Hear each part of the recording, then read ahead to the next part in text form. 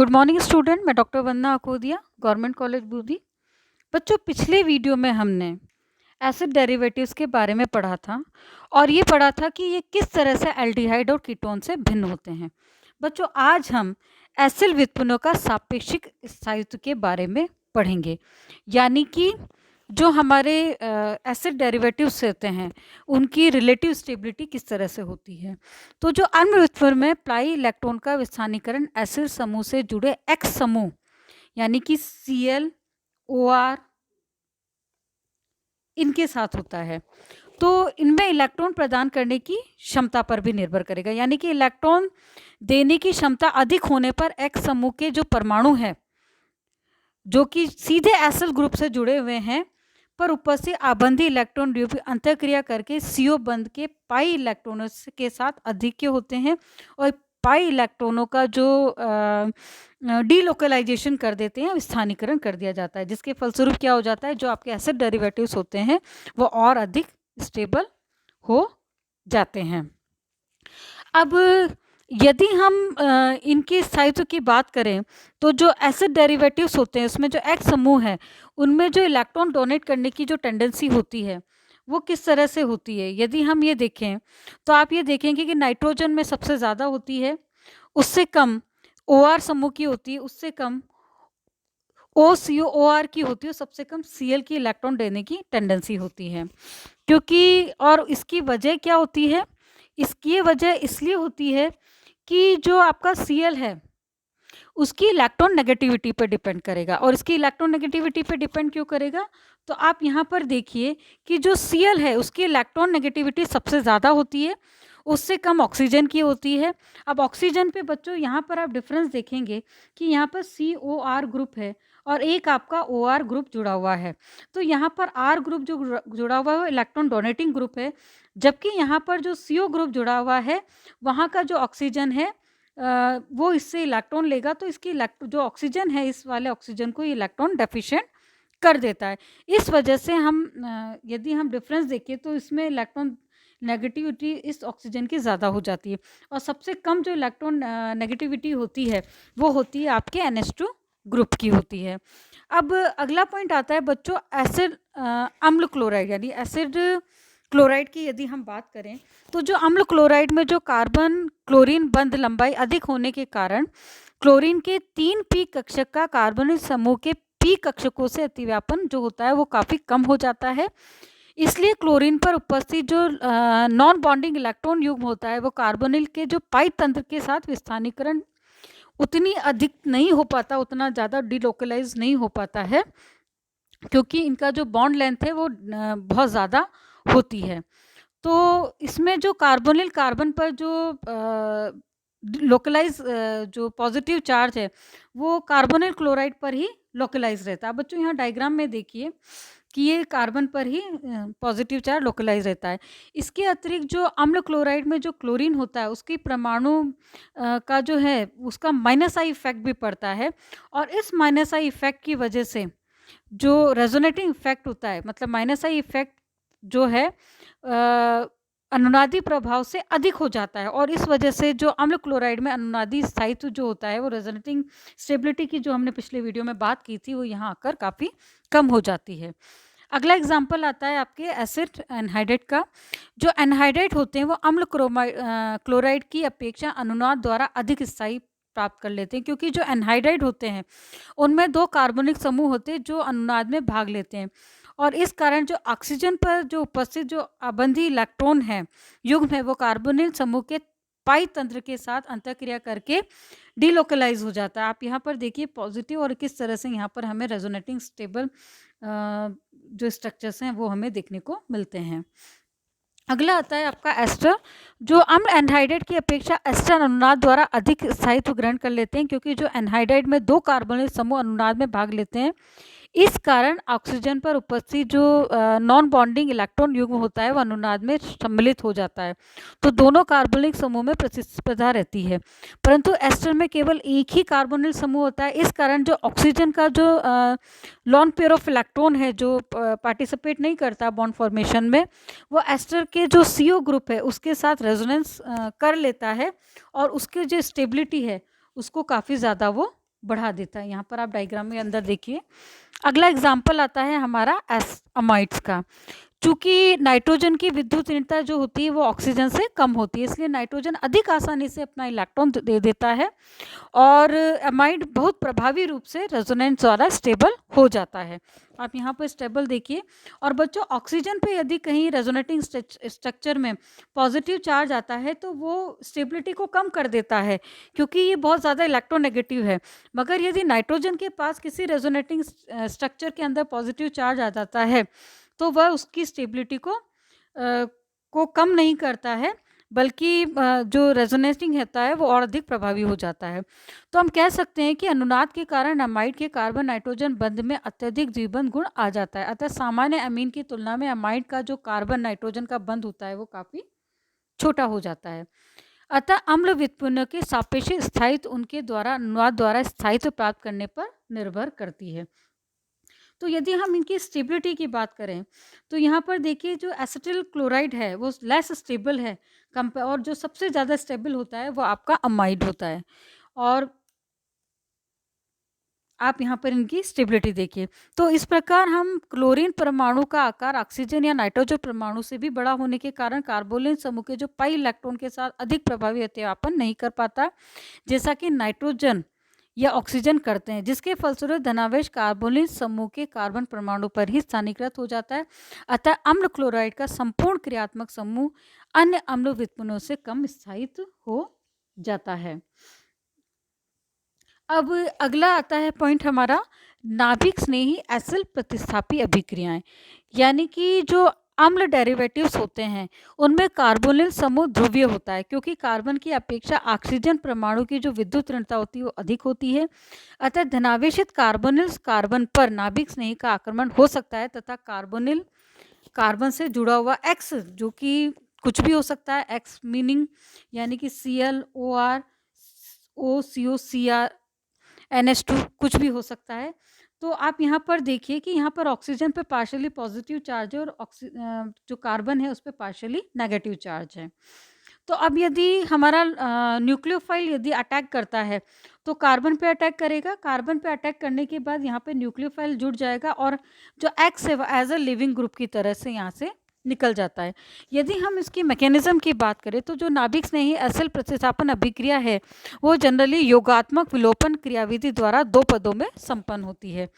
पहला जो पद है वो है चतुष्फलकीय मध्यवर्ती का बनना, यानी फॉर्मेशन ऑफ टेट्राहेड्रल इंटरमीडिएट। अम्ल व्युत्पन्नों के जो कार्बोनिल कार्बन पर नाभिक स्नेही के आक्रमण के फलस्वरूप चतुष्फलकीय मध्यवर्ती बनता है। यह मध्यवर्ती अस्थायी होता है तथा इसे पृथक नहीं किया जा सकता है। आप यहाँ पर ये देखिए कि ये आपका न्यूक्लियोफाइल आया, ये sp2 हाइब्रिडाइज कार्बन है और ये टेट्राहेड्रल इंटरमीडिएट बना रहा है, जो कि हमारा जो कार्बन है वो sp3 हाइब्रिडाइज है। यानी कि इस पद में sp2 संकरित कार्बन sp3 संकरित कार्बन में परिवर्तित हो जाता है। यह पद एल्डिहाइड व कीटोन के कार्बोनिल समूह पर नाभिक स्नेही योगात्मक अभिक्रिया के प्रथम पद के समान ही होता है। अब अगला आता है चतुष्फलकीय मध्यवर्ती से एक्स समूह का निकलना। इस पद में कार्बोनिल ऑक्सीजन पर उपस्थित अबंधी इलेक्ट्रॉन युग्म, जो भी ये ग्रुप जुड़े हुए हैं, वो अवशिष्ट समूह के रूप में यानी एज अ लिविंग ग्रुप जो है अपने बंध के इलेक्ट्रॉन युग्म के साथ अलग हो जाते हैं। तो इस प्रकार जो मध्यवर्ती जो sp3 संकरित कार्बन जो आपस से पुनः sp2 संकरित कार्बन में परिवर्तित हो जाता है। यहाँ ये देखिए एज अ लिविंग ग्रुप, और जहाँ के जो बॉन्डिंग इलेक्ट्रॉन थे उनको भी लेके वो निकल जाएगा। तो यहाँ पर एक्स पे माइनस चार्ज आ गया और वापस से जो हमारा एसाइल ग्रुप है वो किस में कन्वर्ट हो जाता है, sp2 संकरित कार्बन में परिवर्तित हो जाता है।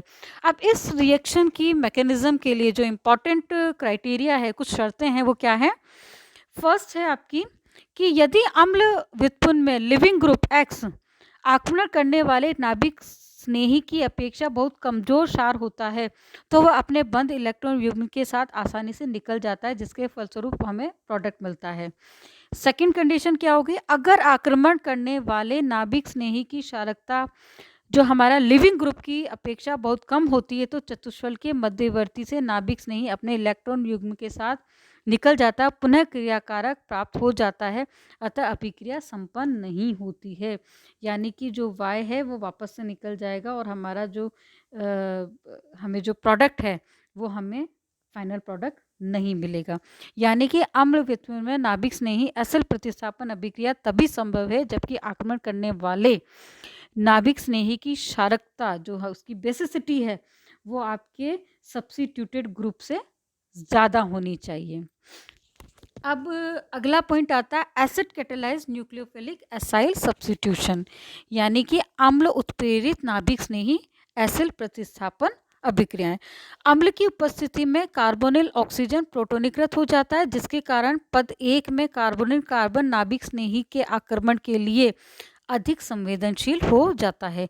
यानी यहाँ पर आप ये देखिए, पहले इसको प्रोटोनेट किया, प्रोटोनेट करने पर क्या हुआ, आपका ऑक्सीजन प्रोटोनेट हुआ, ऑक्सीजन पे पॉजिटिव चार्ज आया, उसके बाद न्यूक्लियोफाइल ने अटैक किया, न्यूक्लियोफाइल ने यहाँ से अटैक किया, यहाँ से बॉन्ड यहाँ शिफ्ट हुआ, यहाँ से इलेक्ट्रॉन निकल गया, टेट्राहेड्रल इंटरमीडिएट हमें यहाँ मिलता है और एज अ फाइनल प्रोडक्ट हमें ये मिला।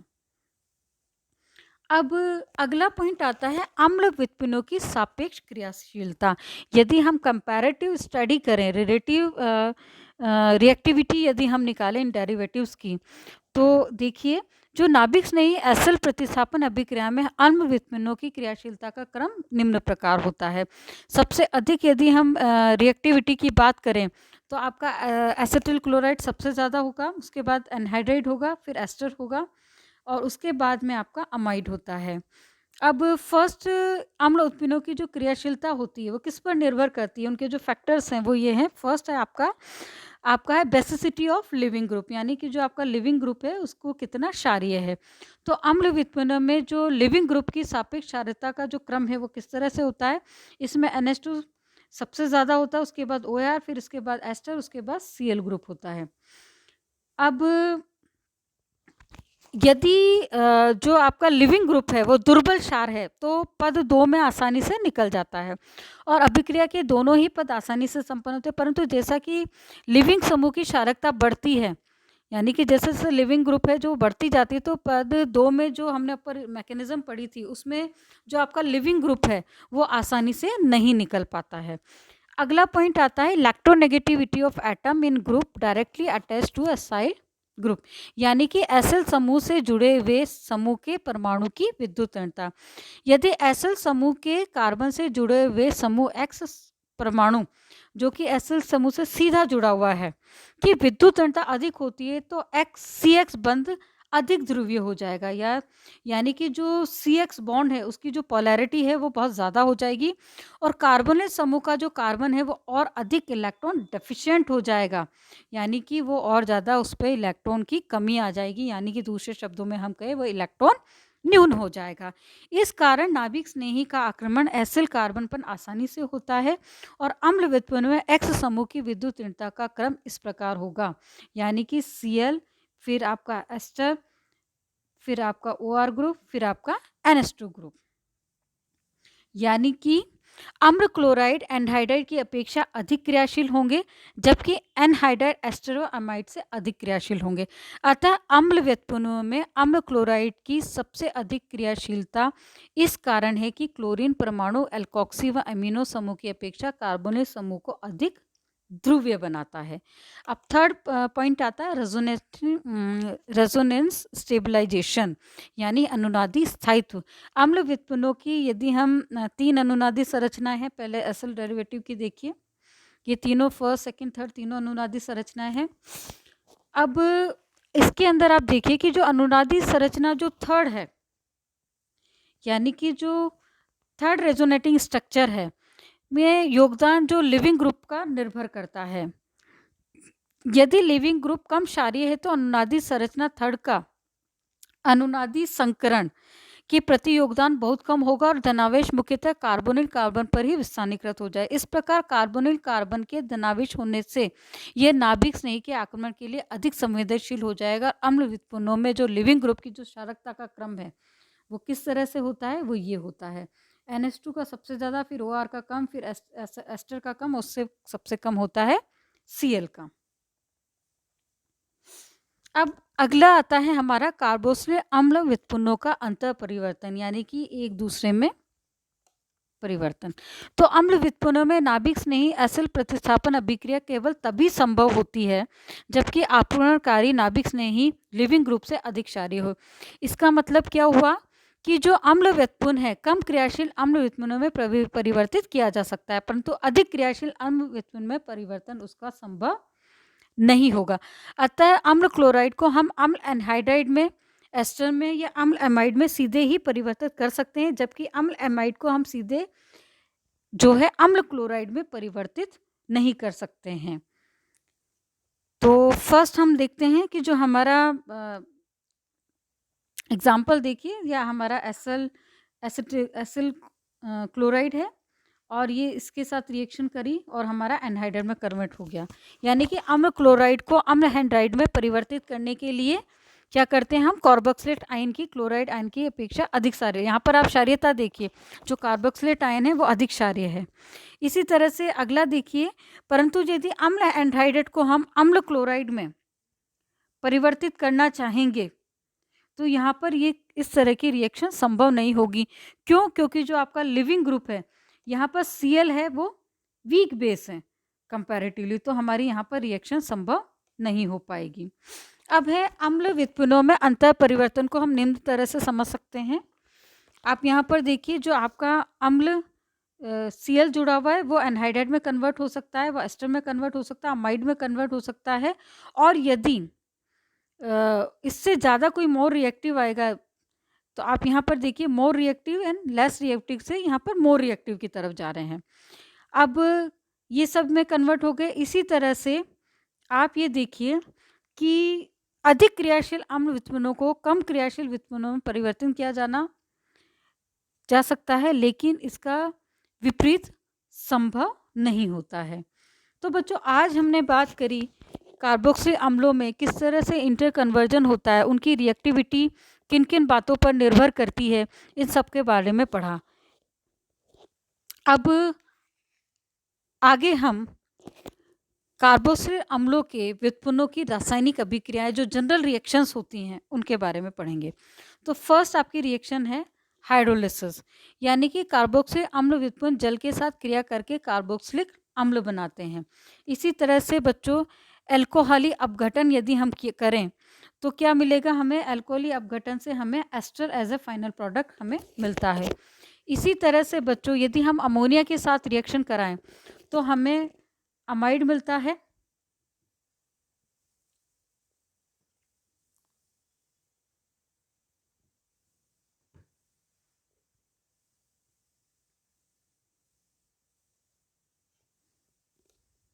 इसी तरह से बच्चों, यदि हम अमोनिया के साथ रिएक्शन कराएं तो हमें अमाइड मिलता है।